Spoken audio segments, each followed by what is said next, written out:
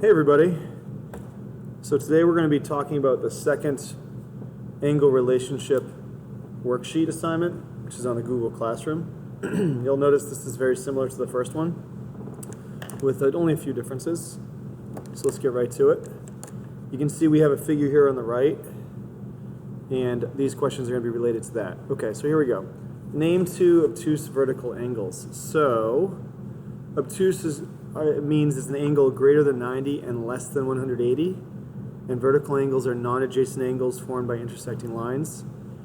So, okay, there's a few options here. So we have a pair of vertical angles here that are obtuse, and we have a pair of vertical angles here that are obtuse. So either one of these two pairs would work. I'm going to use this pair here. So BCG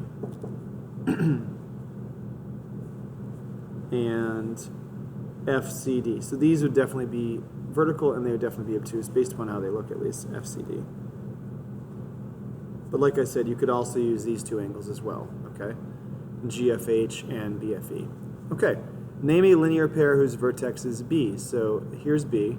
We remember that a linear pair is it's two angles that are adjacent and they add up to 180 degrees. In other words, real simple way of remembering it is it is a pair of supplementary angles that are adjacent. Okay, and they form a line, linear pair, a pair that forms a line. So this angle and that angle, that'd be a linear pair. So ABC and CBG. Okay, name an angle that is not adjacent but complementary to FGC. So let's look at FGC. So FGC is here. Okay, this one could be a little interesting. This is the angle we're looking at. We want an angle that's complementary to it, but not adjacent to it.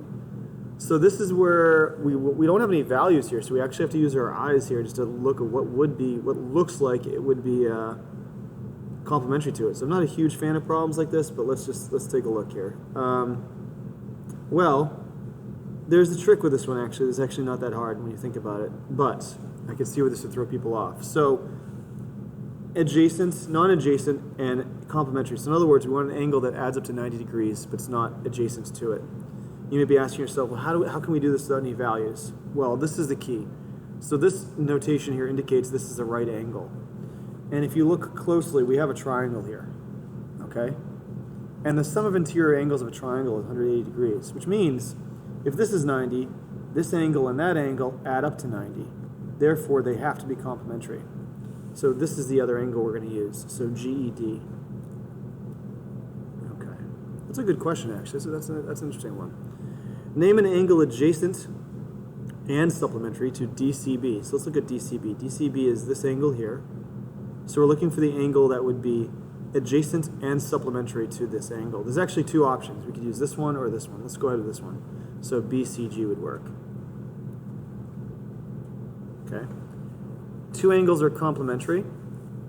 The measure of one angle is 21 more than twice the measure of the other angle. Find the measures of this angle. So these are like the ones in the other worksheet, but these are a little more complicated. So one angle we don't know what it is. We're going to call that X. The other angle is 21 more than twice that. So 21 more than twice that. And we know they're complementary, so they add up to 90 degrees. And we'd solve this algebraically. So we're going to combine like terms. So the X and the 2X, and that's going to give us 3X. Plus 21 equals 9D. Why did I put 9? 90. There you go. Let's get rid of our constants. We're going to subtract 21 from both sides. And that should be 3x rather, is equal to, what, 69 degrees? Which is far warmer than the room I'm in right now. And we're going to divide by our coefficient, which is 3. And that's going to be X is equal to 23. Okay? If the supplement of an angle has a measure of 78 less than the measure of the angle, what are the measures of the angle? So again, the first angle would be unknown. The other angle is 78 less than that, so the other angle is 78 less than that. And they are supplementary, which means they add up to 180 degrees. All right, we're going to go ahead and solve this. So let's combine like terms. So X and X is going to give us 2X. So 2x minus 78 equals 180, and we're going to add 78 to both sides. So 2x would be equal to, let's see, that's an 8 It's 15, 258. And then we're going to divide both sides by 2 because that's our coefficient.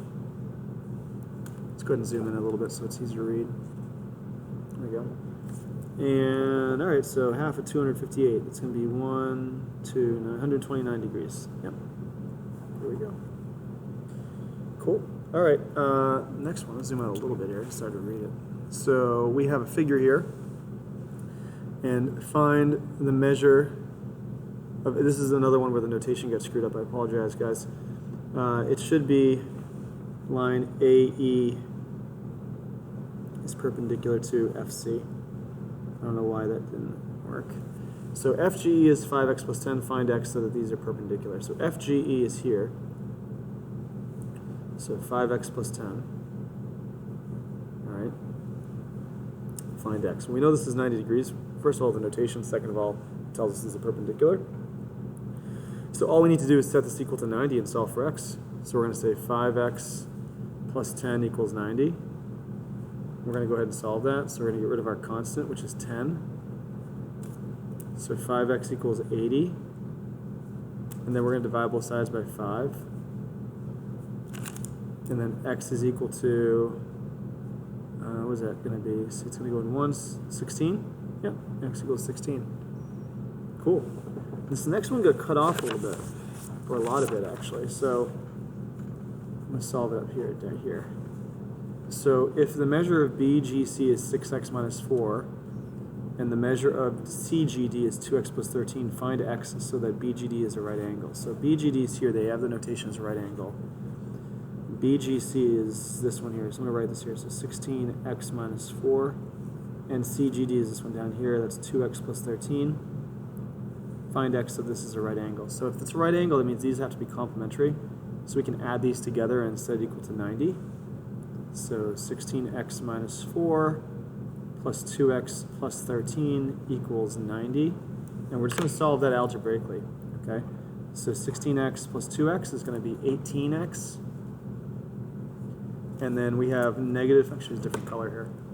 We have negative 4 and positive 13. So negative 4 plus 13 would be plus 9. Ooh, wrong color. Plus 9 equals 90. And then we're going to go ahead and solve for x here. So we're going to subtract 9 from both sides. And that's going to give us 81. I'm having issues with the pens today. 81. 18x. So we're going to divide both sides by 18. Okay. And 81 divided by 18. Let's go the old-fashioned way. It's always good practice. So 18 times 2 is 36. 18 times 4 is 72. 18 times 5 is going to be 90. So we're going to have a remainder here. Did I make a mistake? I feel like I did. Let's find out. So 72, that's going to give us 9, 9, 18. So 4.5. Let's just make sure I didn't make a mistake here. I have a feeling I might have made one. So let's go back and double check. So 16x minus 4 is here.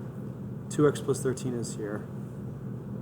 So let's combine like terms. 16 plus 2 is 18x, yep. Negative 4 plus 13 is positive 9. Okay, so far so good.